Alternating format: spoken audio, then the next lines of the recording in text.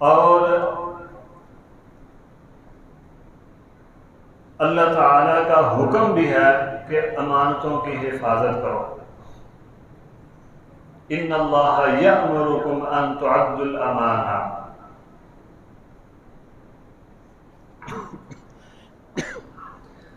اللہ تعالیٰ تمہیں حکم دیتے ہیں کہ امانت جس کی ہے اسے واپس کرو.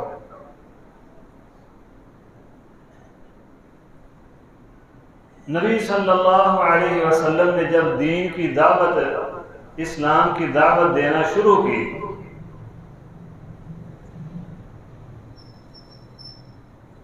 تو اہل مکہ جو اپنے ہی عزیز و اقارب تھے وہ سب سے پہلے دشمن بنے.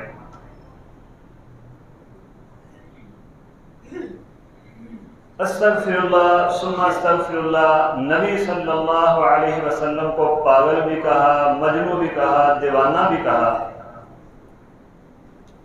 اور پتہ نہیں کیا کیا الزام لگائے، کون کون سی تکلیفیں پہنچائیں. اس کے باوجود عرب کا سب سے زیادہ امین نبی صلی اللہ علیہ وسلم کو مانتے تھے. کوئی امانت رکھنی ہوتی تو وہ لا کر نبی صلی اللہ علیہ وسلم کی خدمت میں رکھتے. جب ہجرت کی ہے نبی مکرم صلی اللہ علیہ وسلم نے تو علی المرتضی رضی اللہ عنہ کو یہ حکم دیا، علی یہ فلاں کی امانت ہے، یہ فلاں کی ہے، یہ فلاں کی ہے، جن جن کی ہیں ان کو صبح واپس کر کے ہمارے پیچھے آ جانا. یہ ہے کمال امانت داری. دشمن ہے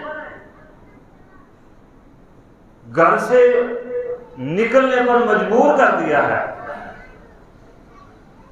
اس کے باوجود جاتے ہوئے یہ نہیں کہا کہ میں تو جا رہا ہوں تو ان کی چیزیں بھی ساتھ ہی لے جاتا ہوں.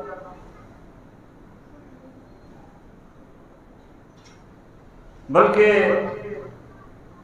علی المرتضی کو اپنا نائب مقرر کیا رضی اللہ عنہ، اور حکم دیا کہ یہ فلاں فلاں کی ہیں، صبح ان کو واپس کرنی ہے اور واپس کر کے ہمارے پیچھے آ جانا. محترم بزرگوں اور ساتھیوں، ایک تو ہے یہ امانت. کسی نے کوئی چیز کسی اپنے دوست، کسی بھائی کے پاس، مسلمان بھائی کے پاس یا حقیقی بھائی کے پاس رکھ دی، وہ کسی بھی صورت میں ہو. ایک امانت ہے کسی کا کوئی راز، کوئی بات بتاتا ہے کسی کو اور ساتھ یہ کہہ دیتا ہے کہ بھائی یہ بات کسی کو بتانی نہیں ہے. یہ راز بھی اس کا امانت ہے. اسلام اس راز میں خیانت کی بھی اجازت نہیں دیتا. سیدنا جابر بن عبداللہ رضی اللہ عنہ فرماتے ہیں، سنن ترمذی کی 1968 نمبر حدیث ہے، نبی مکرم صلی اللہ علیہ وسلم نے فرمایا، اذا حدث الرجل الحدیث ثم التفت فہی الامانہ. جب کوئی بندہ تمہیں کوئی بات بتائے اور بات بتاتے ہوئے دائیں بائیں دیکھے، مقصد کیا دائیں بائیں دیکھنے کا کہ کوئی سن تو نہیں رہا، میری یہ بات کسی اور کو تو نہیں پتا چل رہی. ثم التفت فرمایا فہی الامانہ، تو یہ تیرے پاس امانت ہے، اب یہ کسی اور کو بتانی نہیں.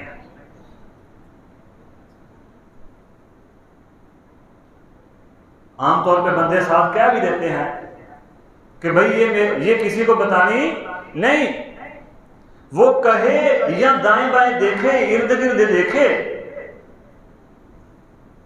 یہ اس کا راز ہے، یہ ہمارے پاس امانت ہے، اسلام اجازت نہیں دیتا کہ کسی کو اور کوئی بتائی جائے۔ سیدنا عبداللہ بن عمر رضی اللہ عنہ فرماتے ہیں نبی صلی اللہ علیہ وسلم نے فرمایا من حدث فی مجلس، ایک تو یہ ہے کوئی بندہ کسی بندے کو بتا دیتا ہے، من حدث فی مجلس بحدیث فالتفت فہی الامان، 2 4 5 بندے بیٹھے گفتگو کر رہے ہیں، مجلس ہو رہی ہے،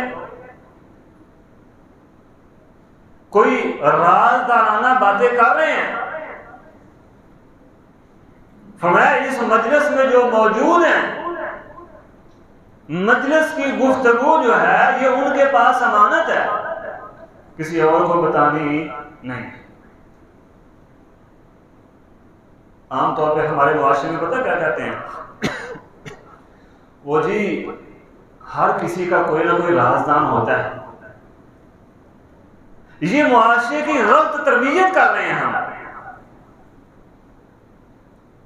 یہ ہم معاشرے کو سکھا رہے ہیں کہ بھائی تجھے کسی نے راز کی بات بتائی ہے تو جو تیرا رازدان ہے تو اس کو بتا دے،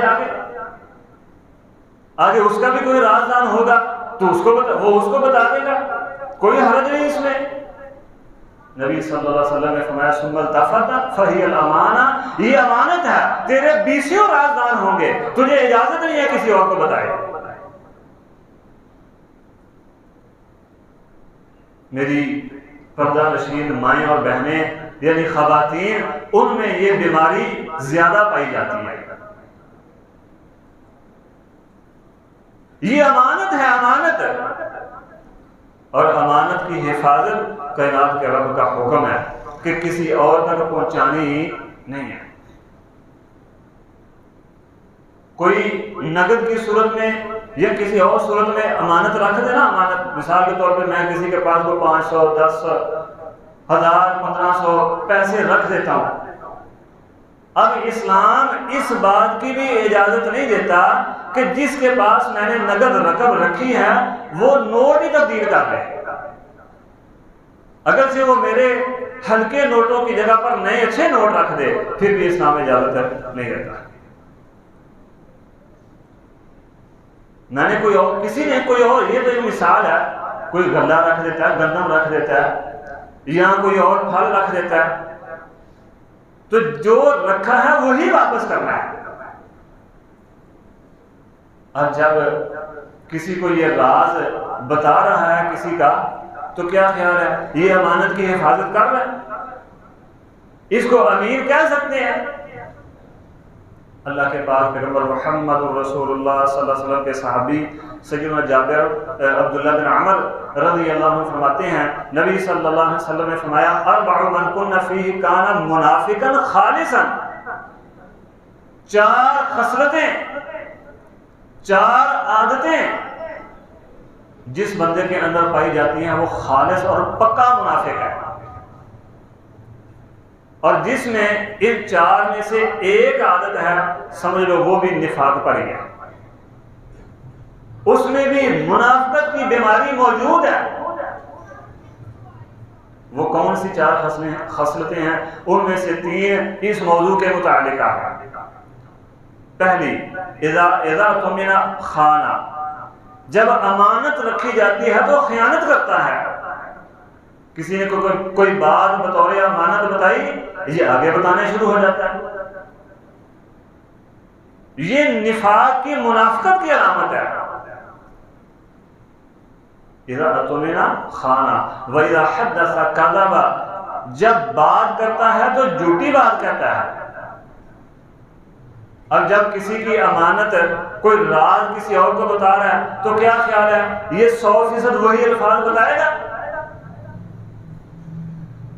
کچھ اپنے پاس سے مسالہ بھی لگائے گا مزہ بڑھانے کے لیے، تو یہ ہے اس کا جھوٹ، یہ بھی منافقت ہے، یہ بھی نفاق کی منافقت کی خصلت ہے۔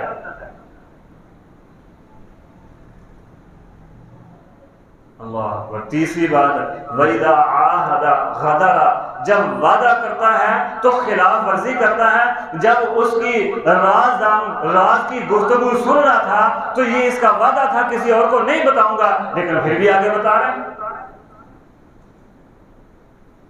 مطلب جو کسی کا راز کسی دوسرے کے سامنے کھولتا ہے، راز کی بات کسی اور کو بتاتا ہے، وہ 3 گناہ کے کام جو نفاق والے کام ہیں، 4 میں سے 3 گناہ کے نفاق والے کام کر رہے ہیں. کوئی معمولی بات نہیں. ہم بڑے مزے لے کر گفتگو کرتے ہیں. سیدنا انس رضی اللہ عنہ ایک دن گھر کچھ تاخیر سے لیٹ گئے. والدہ نے پوچھا بیٹا لیٹ کیوں آئے ہو آج؟ عرض کی نبی صلی اللہ علیہ وسلم نے ایک کام بھیجا تھا، وہاں سے واپس آتے ہوئے لیٹ ہو گیا. فرمایا کس کام بھیجا تھا؟ عرض کی اماں جان وہ نبی صلی اللہ علیہ وسلم کا راز ہے. فرمایا بیٹا مرتے دم تک پھر کسی کو بتانا نہیں ہے.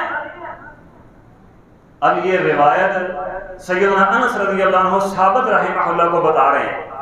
فرمایا ثابت اللہ کی قسم اگر میں وہ بات کسی کو بتاتا تو تجھے بتاتا، تمہیں نہیں بتا رہا اس کا مطلب میں نے کسی کو بھی نہیں بتائی.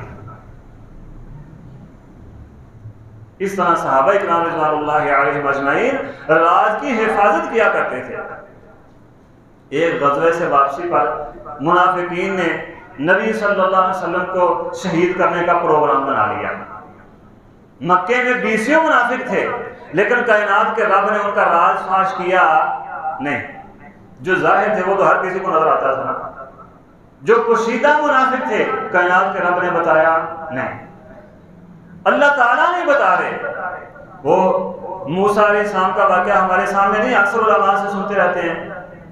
جب بارش نہیں ہوتی تھی، اللہ بارش نہیں ہوتی، بیٹھے دعا کر رہے ہیں، فرمایا نکالو اس کو پھر بارش آئے گی. اٹھ کے گیا بھی کوئی نہیں، بارش بھی ہونے لگ گئی ہے. اللہ بارش بھی ہونے لگ گئی ہے، اٹھ کے گیا بھی کوئی نہیں. فرمایا اس نے میرے ساتھ سلو کر لی ہے، مفہومی بات ہے. اللہ وہ ہے کون؟ ہمیں بھی دکھا دے. میں نبی موسیٰ کلیم اللہ ہوں، مجھے دکھا دے. فرمایا جب میرا نہیں تھا میں نے تب راز نہیں کھولا تھا، اب تو وہ میرا ہو گیا. اللہ تعالیٰ نے منافقین کا راز کھولا نہیں. اب انہوں نے واپسی پر پروگرام بنایا کہ فلاں گھاٹی میں نبی صلی اللہ علیہ وسلم کو دھکا دے کے گرا دیں گے، آپ شہید ہو جائیں گے، جان چھوٹ جائے گی. کائنات کے رب نے آسمان سے جبریل کو بھیج کے 15 منافقوں کے نام بتائے.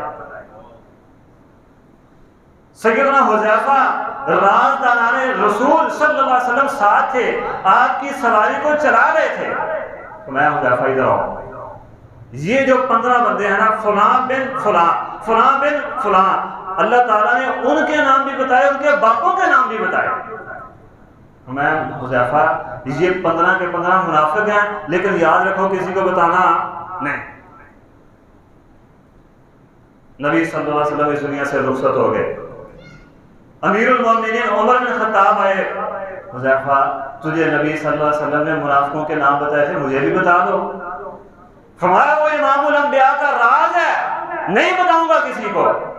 اچھا حذیفہ یہی بتا دو، فکر اصل میں اپنی تھی کہ ان منافقوں میں کہیں عمر کا نام تو نہیں ہے، اپنے ایمان کی فکر تھی.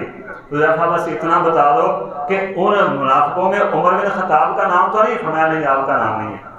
جب کوئی بندہ فوت ہو جاتا نا مدینے میں تو عمر بن خطاب رضی اللہ عنہ اس کا جنازہ پڑھنے سے پہلے حذیفہ رضی اللہ عنہ کو تلاش کرتے. بھئی دیکھو اس کے جنازے میں حذیفہ ہے تو بندہ مسلمان ہے، نہیں تو پھر یہ منافق ہے، اس کا جنازہ ہی پڑھتے ہیں. جو راز کھولتا ہے لوگوں کے راز بتاتا ہے وہ بھی منافق ہے. 3 نفاق کی خصلتیں اس میں موجود ہیں. میرے بھائیوں، بزرگوں، ساتھیوں، اگر کوئی آپ کا بھائی، کوئی رشتہ دار، کوئی دوست کوئی راز کی بات بتا دے تو اسے آگے بتانی نہیں. یہ آپ کے پاس امانت ہے، امانت کی حفاظت کرنا کائنات کے رب کا حکم ہے. اقول قولی ھذا واستغفر اللہ لی ولکم ولسائر المسلمین واستغفروہ انہ ھو الغفور